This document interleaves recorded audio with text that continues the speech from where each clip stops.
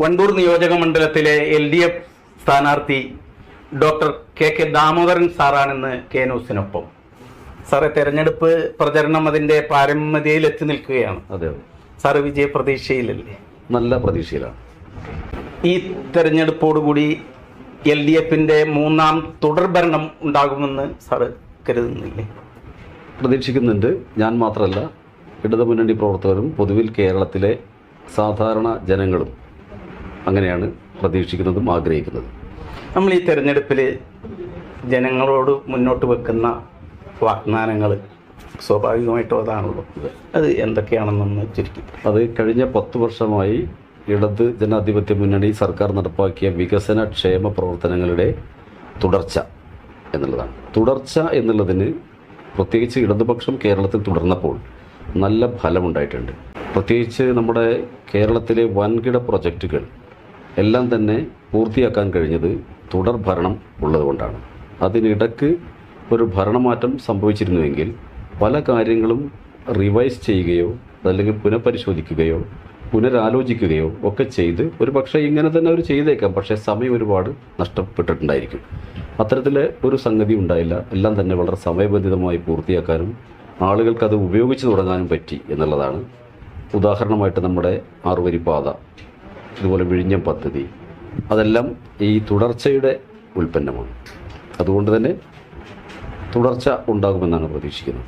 ഒട്ടേറെ മേഖലകളിലെ ഇടതുപക്ഷ ഭരണം 1ാം സ്ഥാനം കൈവരിച്ചു എന്ന് പറയുന്നു. ഉദാഹരണത്തിന് ആരോഗ്യ മേഖല, വിദ്യാഭ്യാസ മേഖല, അങ്ങനെയുള്ള ഞാൻ വിദ്യാഭ്യാസ മേഖലയിൽ നിൽക്കുന്ന ആളാണ്. അതതിൻ്റെ വ്യാപനം കൊണ്ടും അതിൻ്റെ ഗുണനിലവാര ഉയർച്ച കൊണ്ടും ആണ് ഇന്ത്യയിൽ ശ്രദ്ധിക്കപ്പെട്ടത്. കേരളത്തിൽ മാത്രമാണ് സർക്കാർ സ്കൂളുകളും എയ്ഡഡ് സ്കൂളുകൾ സർക്കാർ സ്കൂളുകൾ പ്രത്യേകിച്ച് അടച്ചു പൂട്ടാത്തത്. കുട്ടികളുടെ എണ്ണം പരിഗണിക്കാതെയാണ് സർക്കാർ സ്കൂളുകൾ പ്രവർത്തനം നിലനിർത്തുന്നത്. അതിൻ്റെ ഗുണമേന്മയുടെ കാര്യത്തിൽ അത് വ്യാപനവുമായി ബന്ധപ്പെട്ട കാര്യമാണ്. ഇതിൻ്റെ ഗുണമേന്മയുടെ കാര്യത്തിൽ എല്ലാ സ്കൂളുകളും വലിയ തോതിൽ ഗുണമേന്മ നിലവാരത്തിലേക്ക് വന്നു എന്നുള്ളതാണ്. അതിലെ ഉദാഹരണങ്ങൾ പറഞ്ഞ് സമയമെടുക്കണമെന്ന് എനിക്കറിയില്ല. ഡിജിറ്റൈസേഷൻ, പുതിയ കെട്ടിടങ്ങൾ, ആധുനികമായ കളിസ്ഥലങ്ങളും അതുപോലെ ലബോറട്ടറികൾ, പ്രത്യേകിച്ച് ടോയ്ലറ്റുകളൊക്കെ പ്രത്യേകിച്ച് പറയേണ്ടതാണ്. ഇപ്പോൾ നമ്മളിപ്പോൾ ഒരു സർക്കാർ സ്കൂളിൽ എന്തെങ്കിലും ഒരു ഫംഗ്ഷൻ നമ്മൾ പോയി കഴിഞ്ഞാൽ സാധാരണഗതിയിൽ നമ്മളൊക്കെ അധ്യാപകരുടെ ടോയ്ലറ്റിലേക്കാണ് ഒന്ന് ഉപയോഗിക്കാൻ വേണ്ടി പോവുക. ഇപ്പോൾ അതിൻ്റെ ആവശ്യമില്ല. കുട്ടികൾ ഉപയോഗിക്കുന്ന ടോയ്ലറ്റ് തന്നെ ഏതൊരു അതിഥിക്കും ഉപയോഗിക്കാവുന്ന തരത്തിലാണ് ഉണ്ടാക്കി വെച്ചിട്ടുള്ളത്. ആരോഗ്യ മേഖല വലിയ വളർച്ചയിലും പുരോഗതിയിലുമാണ് ഇപ്പോൾ നമ്മുടെ കേരളത്തിൽ നിൽക്കുന്നത്. പ്രത്യേകിച്ച് സർക്കാർ മേഖലയിൽ വലിയ മുന്നേറ്റം ഉണ്ടാക്കിയിട്ടുണ്ട്. സാധാരണക്കാരൻ്റെ ആരോഗ്യ ആവശ്യങ്ങൾ നല്ല നിലയിൽ സാധൂകരിക്കാൻ സർക്കാർ ആരോഗ്യ സംവിധാനങ്ങൾക്ക് കഴിയുന്നുണ്ട്. പ്രാഥമിക ആരോഗ്യ കേന്ദ്രങ്ങൾ മുതൽ മെഡിക്കൽ കോളേജുകൾ വരെ അതിൻ്റെ പരമാവധി സൗകര്യങ്ങളുമായി ആണ് ആളുകളെ സേവിച്ചുകൊണ്ടിരിക്കുന്നത്. 25 വർഷമായിട്ട് ഇവിടെ ഒരു MLA തുടർന്ന് പോരുകയാണ്. അയാൾക്കെതിരായിട്ട് ഉള്ള ഒരു മത്സരം എന്നുള്ള രീതിയിൽ എങ്ങനെയാണ് അതിനെ വിലയിരുത്തുന്നത്? 25 വർഷത്തെ ഇവിടുത്തെ ജനപ്രതിനിധിയുടെ പ്രവർത്തനം യഥാർത്ഥത്തിൽ ഇതൊരു സംവരണ മണ്ഡലമായ സ്ഥിതിക്ക് സംവരണ വിഭാഗങ്ങൾക്ക് പ്രത്യേകമായി എന്തെങ്കിലും ചെയ്തോ എന്നുള്ളതല്ല ഞാൻ പരാമർശിക്കുന്നത്. ഒരു സംവരണ മണ്ഡലത്തിന് ഒരു പ്രിവിലേജ് ഉണ്ട്. ഇവിടുത്തെ MLA ജനപ്രതിനിധി ഒരു യുക്തിഭദ്രമായി തയ്യാറാക്കിയ ഒരു വികസന പദ്ധതി സർക്കാരിലേക്ക് സമർപ്പിക്കുകയും അതിൻ്റെ ഗുണഭോക്താക്കളിൽ വലിയൊരു ഭാഗവും ഈ പറയുന്ന വിഭാഗങ്ങൾക്ക് കിട്ടുമല്ലോ.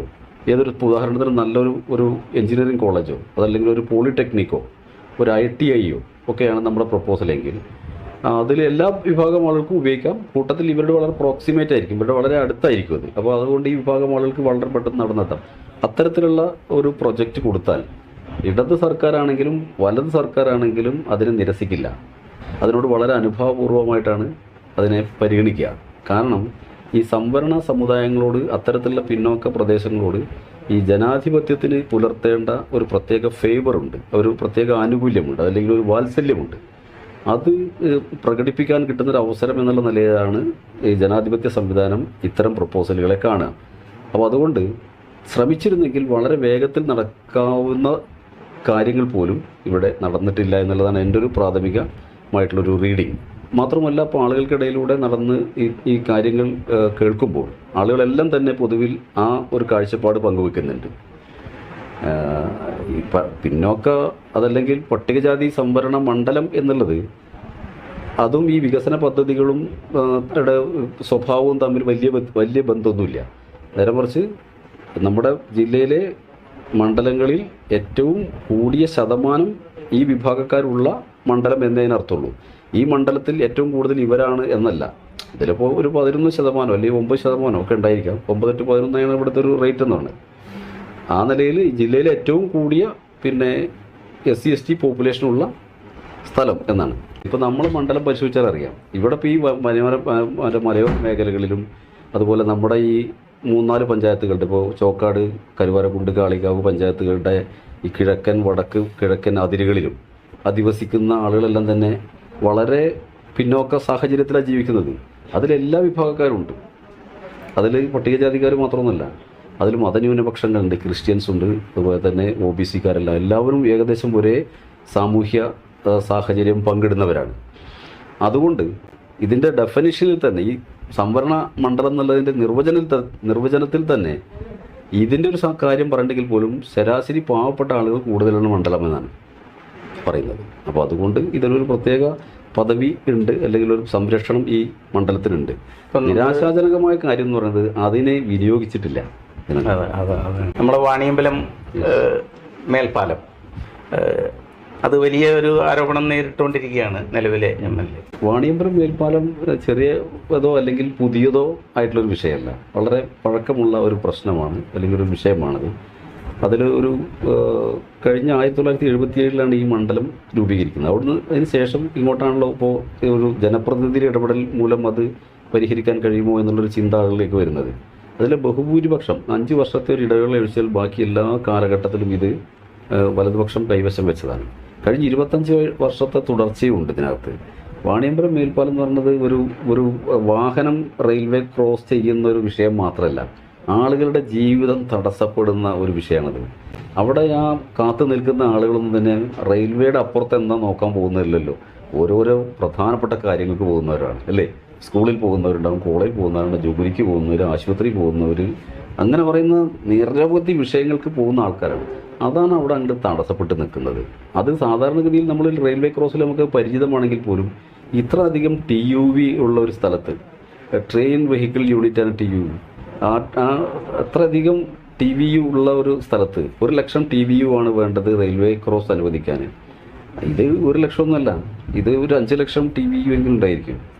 അപ്പോൾ അത്തരത്തിലുള്ള സ്ഥലത്ത് ഇത്രയധികം അത് താമസിക്കാൻ കാരണം അത് ജനപ്രതിനിധി എന്നുള്ള നിലയിൽ MLA-യുടെ ഭാഗത്തുള്ള ഇടപെടലിൻ്റെ ഒരു ശക്തി കുറവാണത് എന്നുള്ളതിൽ യാതൊരു സംശയമില്ല. കാരണം ഇത്രയൊന്നും തിരക്കില്ലാത്ത പല സ്ഥലങ്ങളിലും ഇപ്പോൾ റെയിൽവേ ക്രോസിൻ്റെ പണി നടക്കുന്നുണ്ട്. കുലുക്കല്ലൂരുണ്ട്, പട്ടിക്കാടുണ്ട്. പട്ടിക്കാട് ക്രോസിംഗ് ഇല്ല, ഇവിടെയാണ് ക്രോസിംഗ് ഉള്ളത്. കുലുക്കല്ലൂർ ക്രോസിംഗ് ഇല്ലെന്ന് മാത്രമല്ല, ഇത്രയൊന്നും വാഹന പെരുപ്പില്ലാത്തൊരു സ്ഥലമാണ്. നിങ്ങൾക്ക് അറിയുന്നൊരു കാര്യമാണ്. അതൊരു വലിയ വിഷയം തന്നെയാണത്. ഇലക്ഷൻ്റെ മുൻപും ഇലക്ഷൻ കഴിഞ്ഞാലും അത് ആ നിലയിൽ നിലനിൽക്കണം. ആളുകളുടെ വലിയ സമ്മർദ്ദം അതിൻ്റെ പുറകിൽ ഉണ്ടാവേണ്ടതുണ്ട്, അത് പരിഹരിക്കേണ്ടതുണ്ട്. 3ാം തുടർഭരണം ഉണ്ടാകുമെന്ന് പറയുമ്പോൾ UDF പുതിയൊരു മുഖ്യമന്ത്രി സ്ഥാനാർത്ഥിയെ പരിചയപ്പെടുത്തുന്നുണ്ട്. നിലവിലെ മുഖ്യമന്ത്രി സഖാവ് പിണറായി വിജയനെയും UDF പരിചയപ്പെടുത്തുന്ന മുഖ്യമന്ത്രി സ്ഥാനാർത്ഥിയെയും വിലയിരുത്തുമ്പോൾ സാറിൻ്റെ കാഴ്ചപ്പാട്? അതിൽ സഖാവ് പിണറായി വിജയൻ ഞങ്ങളുടെ കഴിഞ്ഞ 2 ടേമിലെ മുഖ്യമന്ത്രിയാണ്, പാർട്ടിയുടെ പോളിറ്റ് ബ്യൂറോ അംഗമാണ്. അദ്ദേഹം തന്നെ ഈ തെരഞ്ഞെടുപ്പിനെ നയിക്കും എന്നാണ് തീരുമാനിച്ചിട്ടുള്ളത്. അതിനപ്പുറത്തേക്കുള്ളതെല്ലാം ഒരു ഊഹമാണ്. അപ്പോൾ അതുകൊണ്ട് തന്നെ അദ്ദേഹം മുഖ്യമന്ത്രി സ്ഥാനാർത്ഥിയായി അല്ല മത്സരിക്കുന്നത്. അങ്ങനെ ഒരു തീരുമാനം ഇല്ല. അദ്ദേഹം ഈ തെരഞ്ഞെടുപ്പിനെ മുന്നണിയെ നയിക്കുകയാണ് ചെയ്യുന്നത്. അതോടുകൂടി തന്നെ ആ താരതമ്യം അവിടെ അവസാനിച്ചു നയിക്കുന്നു. സാർ, വണ്ടൂർ നിയോജക മണ്ഡലത്തിലെ കരുവാരകുണ്ട് പഞ്ചായത്ത് LDF-ന് നല്ല മേൽക്കോയ്മയുള്ള ഒരു പ്രദേശമാണ്. അതിലുപരിയായിട്ട് ഇതൊരു തോട്ടം എസ്റ്റേറ്റ് മേഖലയാണ്. പഴയകാലത്ത് സഖാവ് കുഞ്ഞാലിയും മറുഭാഗത്ത് ആര്യാടനുമൊക്കെ പടുത്തുയർത്തിക്കൊണ്ടുവന്ന ഇടത് വലത് പ്രസ്ഥാനങ്ങളുടെ ആൾക്കാരൊക്കെ പ്രവർത്തിച്ചുകൊണ്ടിരിക്കുന്ന സ്ഥലമാണ്. പക്ഷേ ഒട്ടേറെ വികസന ആവശ്യങ്ങൾ ഇപ്പോഴും ഈ മേഖലയ്ക്കെല്ലാം നിലനിൽക്കുകയാണ്. സാർ MLA ആയി കഴിഞ്ഞാൽ ഈ മേഖലയോട്, വണ്ടൂർ നിയോജക മണ്ഡലത്തിനോട് എന്ത് സമീപനം സ്വീകരിക്കുമെന്ന് പറയാം? വണ്ടൂർ നിയോജക മണ്ഡലം 8 പഞ്ചായത്തുകളുള്ള വിപുലമായ മണ്ഡലമാണ്. ഈ 8 പഞ്ചായത്തുകളുള്ള വലിയ മണ്ഡലം എന്നുള്ള നിലയിൽ ഈ മണ്ഡലത്തിൻ്റെ ഒരു പ്രത്യേകത ഞാൻ കാണുന്നത്, വികസന രംഗം മാറ്റി നിർത്തിയാൽ തന്നെ വലിയ ഭൂലഭ്യതയുള്ള ഒരു മണ്ഡലമാണിത്. നിലമ്പൂരിനേക്കാൾ ഭൂലഭ്യത ഉണ്ട് ഇതിൽ. ഇപ്പോൾ ഒരു വലിയ പ്രോജക്റ്റ് കൊണ്ടുവരികയാണെങ്കിൽ ഭൂമി കിട്ടാത്തൊരു തടസ്സം ഇവിടെ ഉണ്ടായിരിക്കില്ല. ഇപ്പോൾ മലപ്പുറത്തോ മഞ്ചേരിയിലോ കൊണ്ടോട്ടിയിലോ ആണെങ്കിൽ നമുക്കൊരു വലിയ പ്രോജക്റ്റിന് ഭൂമി ലഭിക്കുക എന്നുള്ളത് വലിയ വെല്ലുവിളിയാണ്. നേരെ മറിച്ച് ഇവിടെ ധാരാളം തോട്ടങ്ങളുണ്ട്, ഇഷ്ടംപോലെ സ്ഥലങ്ങൾ കിടക്കുന്നുണ്ട്. ആരെങ്കിലുമൊക്കെ ഇപ്പോൾ സർക്കാർ പൊന്നുവില കൊടുക്കുക എന്നുള്ളതാണല്ലോ അതിൻ്റെ രീതി. കൊടുത്താൽ സറണ്ടർ ചെയ്യാവുന്ന തരത്തിലുള്ള ധാരാളം സ്ഥലങ്ങളുണ്ട്. അപ്പോൾ അതുകൊണ്ട് ഈ വണ്ടൂർ മണ്ഡലത്തിൻ്റെ ഏറ്റവും വലിയ പൊട്ടൻഷ്യൽ എന്ന് പറയുന്നത് ഈ ഭൂലഭ്യതയായിട്ടാണ് എനിക്ക് തോന്നിയിട്ടുള്ളത്. അപ്പോൾ അതുകൊണ്ട് അതിന് ഈ വടക്കൻ മലബാറിന് മൊത്തത്തിൽ ഉപകരിക്കാവുന്ന തരത്തിലുള്ള വൻകിട പ്രോജക്റ്റുകൾ നമുക്ക് പ്രപ്പോസ് ചെയ്യാൻ കഴിയും.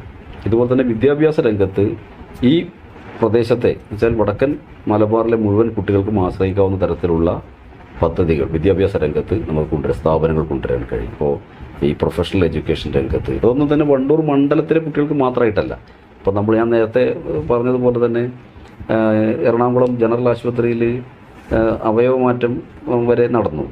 അത് ആ ഒരു ജനറൽ ആശുപത്രിയിലെ കാറ്ററിംഗ് അതിൻ്റെ കാച്ച്മെൻറ്റ് ഏരിയ മാത്രം ഉദ്ദേശിച്ചല്ല, കേരളത്തിൽ നിന്നുള്ള മുഴുവൻ ആളുകൾക്കും അത് ഉപയോഗിക്കാം. എന്നതുപോലെ ഒരു പൊതു ആസ്തി എന്നുള്ള നിലയിൽ അത് ഇവിടെ വരുമ്പോൾ ഈ മണ്ഡലത്തിലെ ആളുകൾക്ക് അതിൻ്റെ നേരിട്ടുള്ള ഗുണം കിട്ടും, അതുപോലെ നേരിട്ടല്ലാത്ത ഗുണം കിട്ടും. അത്തരത്തിലുള്ള പ്രോജക്റ്റുകൾക്ക് സാധ്യതയുണ്ട് എന്നുള്ളതാണ് എൻ്റെ ഒരു വിലയിരുത്തൽ. വിദ്യാഭ്യാസ രംഗത്ത് പ്രത്യേകിച്ച് ഈ തൊഴിൽ പരിശീലന കേന്ദ്രം, അതുപോലെ ഈ മൈനോറിറ്റി കോച്ചിങ് സെൻറ്റർ എന്ന് പറയുന്ന ഒരു സംഭവം പൊന്നാനിയിലുണ്ടല്ലോ, അതുപോലെ SC/ST കുട്ടികൾക്കുള്ള പ്രത്യേക സംവിധാനങ്ങളുണ്ട്. ഇപ്പോൾ അതും മൈനോറിറ്റി കോച്ചിങ്ങും എല്ലാം നമുക്ക് വേണമെങ്കിൽ ഇവിടെ ചെയ്യാൻ പറ്റും. കാരണം 3-4 മണിക്കൂർ യാത്ര ചെയ്തെങ്കിലും ഇവിടുന്ന് പൊന്നാനിയിലെത്താൻ കഴിയുള്ളൂ, മലപ്പുറം ജില്ലയിലെ ഈ അറ്റത്തുള്ള ആൾക്ക്. അപ്പോൾ ആണെങ്കിൽ അത് ഇവിടെ ചെയ്യാം. അങ്ങനെയുള്ള സംഗതിയിൽ വിദ്യാഭ്യാസ രംഗത്ത് അതുപോലെ ഈ ഉൽപ്പാദന മേഖലയിൽ ഒക്കെ നമുക്ക് ചെയ്യാൻ പറ്റുന്ന പ്രോജക്റ്റുകളുണ്ട്. അതിൻ്റെ വിശദമായ കാര്യങ്ങൾ ഇവിടുത്തെ ആളുകളും ഇവിടുത്തെ ഇവിടുത്തെ ബന്ധമുള്ള ആളുകളുമായിട്ട് ആലോചിച്ച് ആണ് നമ്മൾ തീരുമാനിക്കുക. ഏതായാലും ഇതൊരു വലിയ പൊട്ടൻഷ്യലായിട്ട് ഇതിനകത്തുണ്ട്. പിന്നെ ഈ മലയോര മേഖലയിൽ ഒരുപാട് പ്രശ്നങ്ങളുണ്ട്. ഞാൻ ആ പ്രദേശമെല്ലാം അവിടുത്തെ ഊരുകളിലൂടെയും ഉന്നതികളിലൂടെയൊക്കെ ഞാൻ സഞ്ചരിച്ചിട്ടുണ്ട്. പല ഉന്നതികളിലേക്കും ഊരുകളിലേക്കും അതുപോലെ ആ പ്രദേശത്ത് താമസിക്കുന്ന ആൾക്കും ശരിക്കും സഞ്ചാരയോഗ്യമായ വഴികളില്ല. റോഡും വഴികളും അത് രണ്ടിലും ആ പ്രശ്നങ്ങളുണ്ട്. പിന്നെ ഈ വൈദ്യുതി തടസ്സം വളരെ രൂക്ഷമാണ്. എപ്പോഴും കറണ്ടിൻ്റെ ഒരു പ്രശ്നമുണ്ട്, വോൾട്ടേജ് ഭയങ്കര പ്രശ്നമായിട്ടുമുണ്ട്. അത് പരിഹരിക്കേണ്ടതുണ്ട്. ഒരു 110 kV സബ്സ്റ്റേഷൻ ഈ കരുവാരക്കുണ്ട് മേഖലയിൽ നേരത്തെ ഒന്ന് സാങ്ഷനായിട്ട് 2022 മറ്റോ, അത് ഇതുവരെയും ഒന്നും ആയിട്ടില്ല. അത് വന്നു കഴിഞ്ഞാൽ ആ പ്രശ്നങ്ങൾ കുറേ പരിഹരിക്കാൻ കഴിയും തോന്നുന്നുണ്ട്. പിന്നെ ഇതുപോലെ തന്നെ ഈ വന്യമൃഗ ശല്യം, അതിപ്പോൾ നമുക്ക് വന്യമൃഗങ്ങളാകുമ്പോൾ അത് നമ്മുടേതാണോ അല്ലെങ്കിൽ നമ്മുടെ ഒരു പർവ്യൂവിൽ വരുന്നതാണോ എന്നുള്ളതൊരു പ്രശ്നം നമുക്ക് വരും. യഥാർത്ഥത്തിൽ ഇപ്പോൾ കടലോരത്ത് മണ്ഡലമാണെങ്കിൽ കടൽ ഭിത്തി അതുപോലെ കടലാക്രമണം അതൊക്കെ MLA-യുടെ പിന്നെ കൺസേണിൽപ്പെട്ടതാണ്, അദ്ദേഹത്തിൻ്റെ പിന്നെ വേവലാതിയിൽപ്പെട്ട സാധനമാണ്. ഇതുപോലെ തന്നെ ഇപ്പോൾ നമ്മുടെ ആലപ്പുഴ പോലത്തെ സ്ഥലങ്ങളിലാണെങ്കിൽ ഊർവെള്ളം കയറുന്നതും പിന്നെ ബണ്ട് പൊട്ടുന്നതും ഒക്കെ ആ MLA-യുടെ പിന്നെ ഒരു കൺസേണിൽപ്പെട്ടതാണ്. എന്നതുപോലെയാണ് വന മേഖലയിൽ ഉള്ള മണ്ഡലത്തിലെ പിന്നെ ഈ വന്യമൃഗ ശല്യം, നേരിട്ടുള്ള ഹ്യൂമൻ അനിമൽ കൺഫ്രണ്ടേഷനും അതുപോലെ തന്നെ കൃഷി നശിപ്പിക്കുന്നതും ഒക്കെ അതൊക്കെ അദ്ദേഹത്തിൻ്റെ പർവ്യൂവിൽ വരുന്ന അവരുടെ കൺസേൺസാണ്, അവരുടെ അവരുടെ ഒരു വേവലാതികളാണ് അതൊക്കെ. ആ നിലയിൽ അതിനെ കൂടെ പരിഹരിക്കേണ്ടതുണ്ട്. ഇവിടുത്തെ വളരെ പാവപ്പെട്ട ആളുകളാണ് ജീവിക്കുന്നത്. അത് എല്ലാ ജാതി മതസ്ഥരും ഉണ്ട്. പാവപ്പെട്ടവർ എന്നുള്ളതിൽ പെടുന്ന ആളുകളാണൊക്കെ. വന്യമൃഗങ്ങളുടെ ശല്യവും ഭീഷണിയും വളരെ വലുതാണ്. മുറ്റത്ത് അങ്ങനെ ആന ചവിട്ടിയ അടയാളം കാണാൻ എനിക്ക് കാണിച്ചു തന്നിട്ടുണ്ട് ഇതാ സംഭവം, മനസ്സിലുണ്ട്. അപ്പോൾ അത് ആ രംഗം അതെല്ലാം തന്നെ നമ്മൾ അഡ്രസ്സ് ചെയ്യാൻ വേണ്ടി ശ്രമിക്കും എന്നുള്ളതാണ്. അപ്പോൾ ഇതൊക്കെയാണ് സാഹചര്യം. ഞാനാണ് ഇത്തവണത്തെ ഇടതുപക്ഷ ജനാധിപത്യ മുന്നണിയുടെ സ്ഥാനാർത്ഥിയായി വണ്ടൂർ മണ്ഡലത്തിൽ നിന്ന് മത്സരിക്കുന്നത്. എൻ്റെ പേര് ഡോക്ടർ KK ദാമോദരൻ. ഞാൻ മലപ്പുറം ഗവൺമെൻറ് കോളേജിൽ നിന്ന് റിട്ടയർ ചെയ്ത പ്രിൻസിപ്പലാണ്. എൻ്റെ മറ്റ് വിശദാംശങ്ങളെല്ലാം നിങ്ങൾ ഇതിനോടകം അറിഞ്ഞിരിക്കും. ഈ മണ്ഡലം ഞാൻ നേരത്തെ സൂചിപ്പിച്ചതുപോലെ ഒരു സംവരണ സംരക്ഷണമുള്ള മണ്ഡലമാണ്. സംവരണ മണ്ഡലവുമാണ്. അതിന് സർക്കാരിൽ നിന്ന് അത്തരത്തിലുള്ളൊരു സംരക്ഷണം കിട്ടും. നമ്മൾ വളരെ നല്ല നിലയിൽ തയ്യാറാക്കുന്ന പ്രോജക്റ്റുകൾ, അതുപോലെ വികസന പദ്ധതികൾ, അതെല്ലാം തന്നെ വളരെ വേഗത്തിൽ ഇവിടെ നടപ്പാക്കിയെടുക്കാൻ കഴിയും എന്നാണ് എൻ്റെ ആത്മവിശ്വാസം. അതുമാത്രമല്ല, അതാണ് സംവരണ മണ്ഡലങ്ങളുടെ ഒരു അനുഭവം എന്ന് പറയുന്നത്. അപ്പോൾ അതുകൊണ്ട് തന്നെ എന്നെ വിജയിപ്പിക്കുകയാണെങ്കിൽ ഈ മണ്ഡലത്തിലെ വിദ്യാഭ്യാസ പിന്നോക്കാവസ്ഥ, ഉന്നത വിദ്യാഭ്യാസ രംഗത്തെ സർക്കാർ സ്ഥാപനങ്ങളുടെ അസാന്നിധ്യം, അതിൻ്റെ കുറവ്, അതുപോലെ തന്നെ പുതിയ സാങ്കേതിക വിദ്യാഭ്യാസ സ്ഥാപനങ്ങൾ, പ്രത്യേകിച്ച് തൊഴിൽ പരിശീലന കേന്ദ്രങ്ങൾ എന്നിവയെല്ലാം ഈ മണ്ഡലത്തിലേക്ക് കൊണ്ടുവരുന്നതിന് ആവശ്യമായിട്ടുള്ള ഇടപെടലുകൾ ഞാൻ നടത്തും. അതെല്ലാം പരിഗണിച്ചുകൊണ്ട് ചുറ്റികാരിവാൾ നക്ഷത്രം അടയാളത്തിൽ എന്നെ വോട്ടുകൾ രേഖപ്പെടുത്തി വമ്പിച്ച ഭൂരിപക്ഷത്തിൽ വിജയിപ്പിക്കണമെന്ന് ഈ അവസരത്തിൽ അഭ്യർത്ഥിക്കുകയാണ്. വണ്ടൂർ നിയോജക മണ്ഡലത്തിലെ ഏറ്റവും പ്രഗത്ഭനായ സ്ഥാനാർത്ഥി എന്ന് ഏതാനും ദിവസങ്ങൾ കൊണ്ട് തന്നെ വോട്ടർമാരെ കൊണ്ട് പറയിപ്പിച്ച പ്രിയപ്പെട്ട ഡോക്ടർ കെ കെ ദാമോദരൻ സാറിന് കെ ന്യൂസിൻ്റെ വിജയാശംസ. Thank U.